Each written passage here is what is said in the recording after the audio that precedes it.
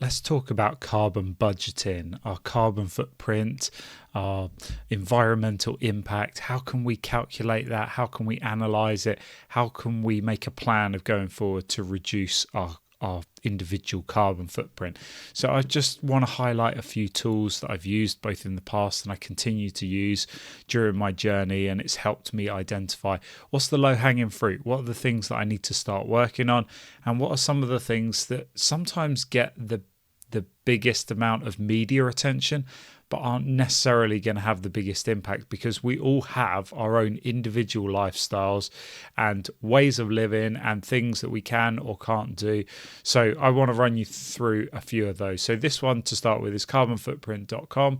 I can see from my screen grab that I've blocked out the little logo, and this is a great little calculator, carbon calculator, completely free, and you can run through it and you can put in your house usage, for fuel and stuff, any flights that you take, car, motorbike, bus, rail, secondary stuff, which talks about food and clothes and everything else that you may not consider, even down to insurance and education and the kind of impact that you can have through that. And you can see the screen is not going low enough, so you can't see my full results of everything. But I've got a few screenshots anyway that will show you some of this. And the other one that I found was quite interesting. I haven't highlighted all of the calculators out there.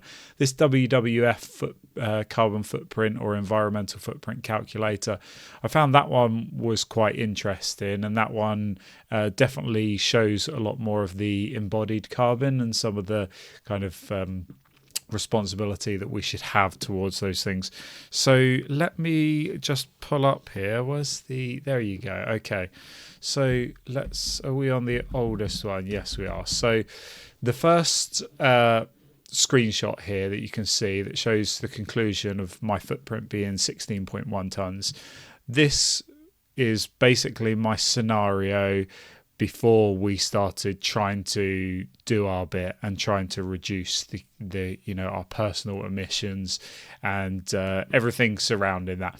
And it shows that the UK average footprint for 2024 is 8.8 tons. So of course this won't be completely relevant because we've been trying to reduce our impact for several years now in many different ways. But anyway, it gives us kind of a little baseline, and it shows that the world average is 6.3 tons and the UK average is well up on that. So we've got some responsibility to do something about it. It shows how their calculator breaks that down, and because of the screenshot, there you go, you can see that 35% of it was travel, mainly car travel, 33% home, and then 21% food, and 11% stuff. I like that it just says stuff. This is roughly the same weight as 8 mountain gorillas. I love a little bit of trivia. And then congratulations, it showed me that our current footprint is closer to 6.5 tons. I kind of put in the figures for the whole household for all of the travel and all of the household emissions and electricity and stuff.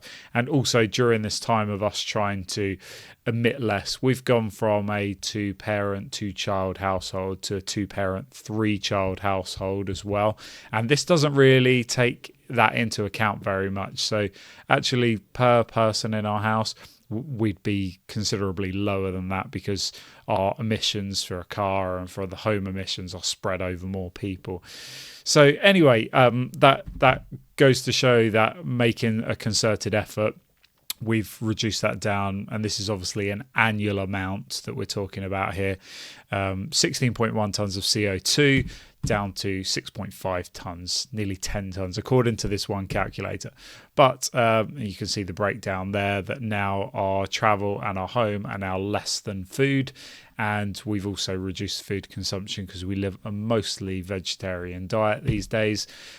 This shows on the carbonfootprint.com calculator, it shows a much bleaker picture, and you input in the same figures and based on the same information.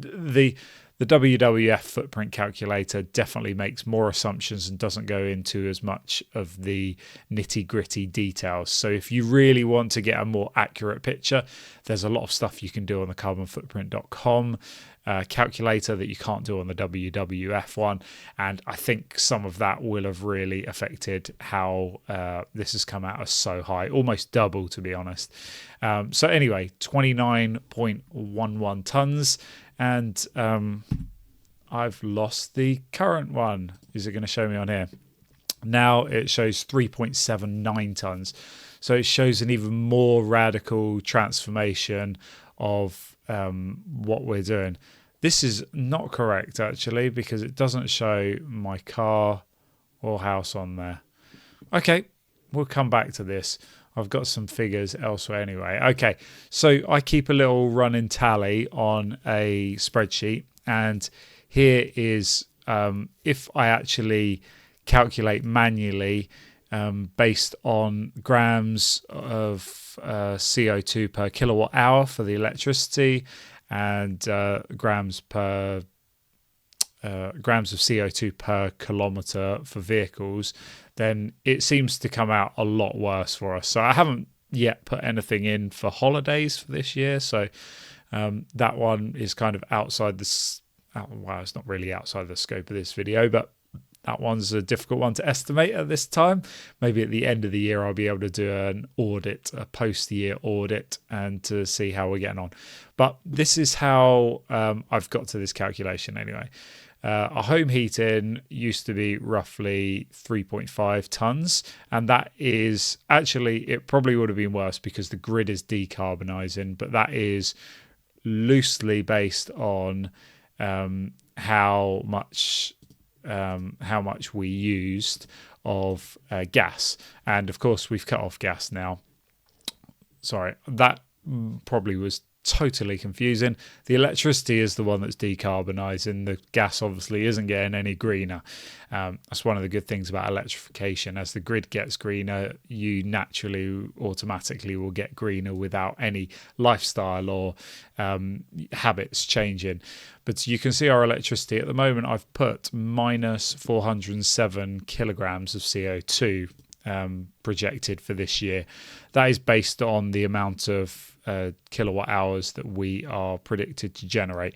So we are forecasting that we'll use 5,000 kilowatt hours, but we will generate 7,513. So it's almost like building up a carbon credit or carbon offset, or however you want to term it. And there's people who are a lot more, much better placed and well versed to make these videos than I am personally. But anyway, I thought it was something I could share, and then people can do their own analysis and let me know where I'm going wrong and what I should pay more attention to.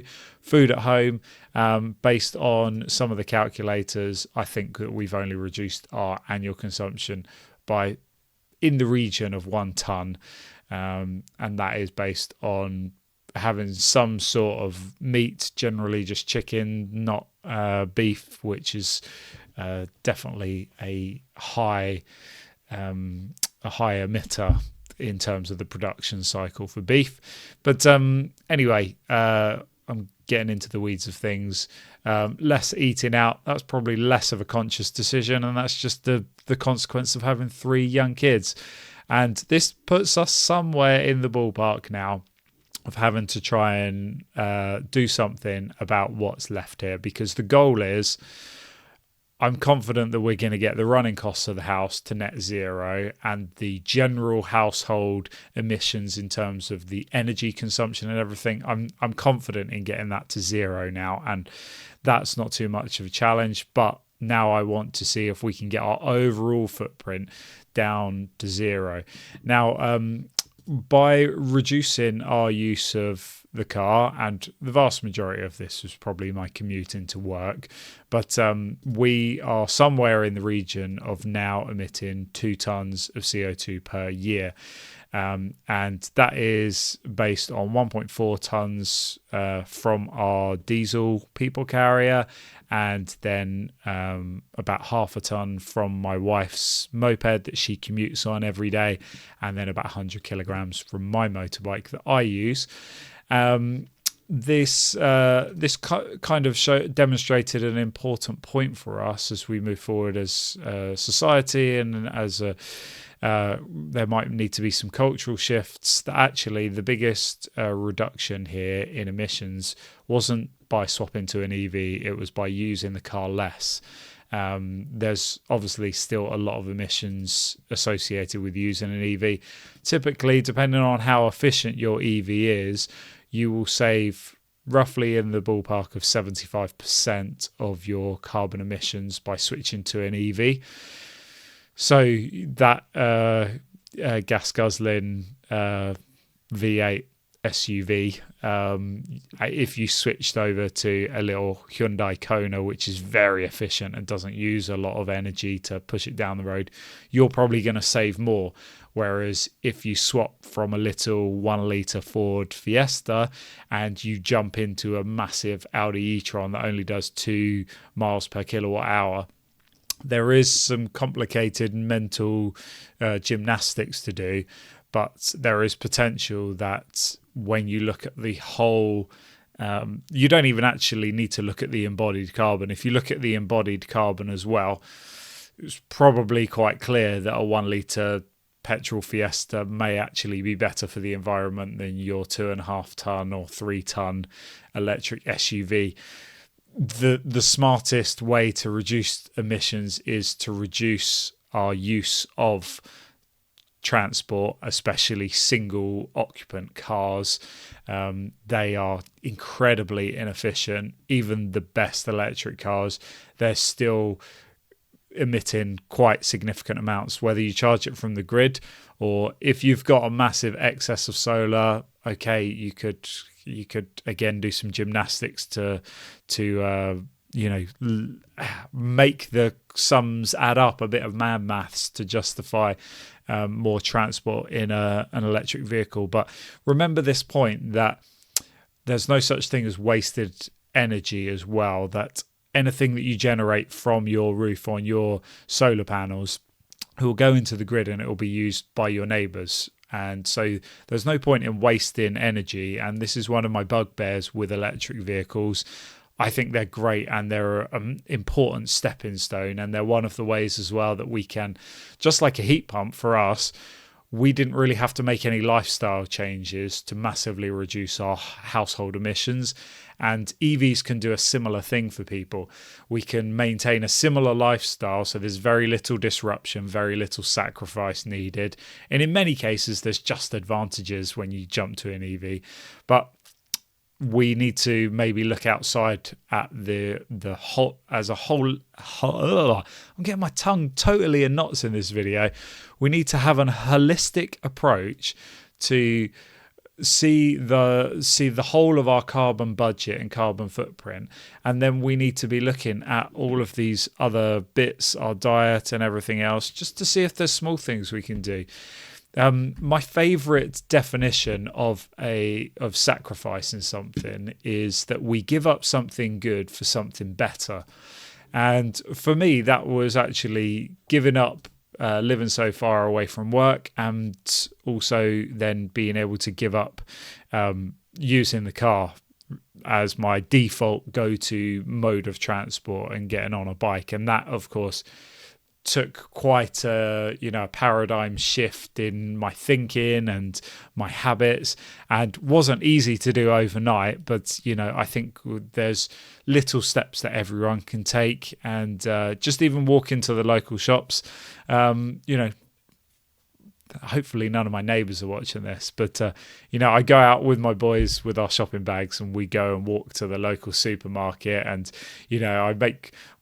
sometimes we go for a Saturday morning walk, and it's quite nice when it's not raining, and put backpacks on and 2 carrier bags each, and we can go and get a whole week's worth of shopping for a family of 5 by walking to the local supermarket. And that's also it can, in some instances, can get us almost to our recommended daily steps. So it's good for our health as well as for the wider environment and stuff.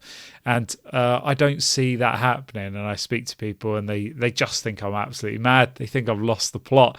Like, why wouldn't you take your big say at Alhambra out there and just go and drive the 2 miles each way, whatever it is, to the supermarket and put the bags in. Like, you've got a family of 5, it's no big deal. But I think there's small things that we can all do that will make a change. And I've waffled on way too long. I'd love to hear if there's other things that I should be thinking about. Are there things that I've missed? How have you looked at your own carbon budget? And what have you identified as the low-hanging fruit? And as ever, if we want to continue to spread a good positive message of making progress forward and improvement both personally and as a society, make sure you do like this video, subscribe, share it with someone. That helps the algorithm and it will share this message to a wider audience. Au revoir, auf Wiedersehen, tschüss.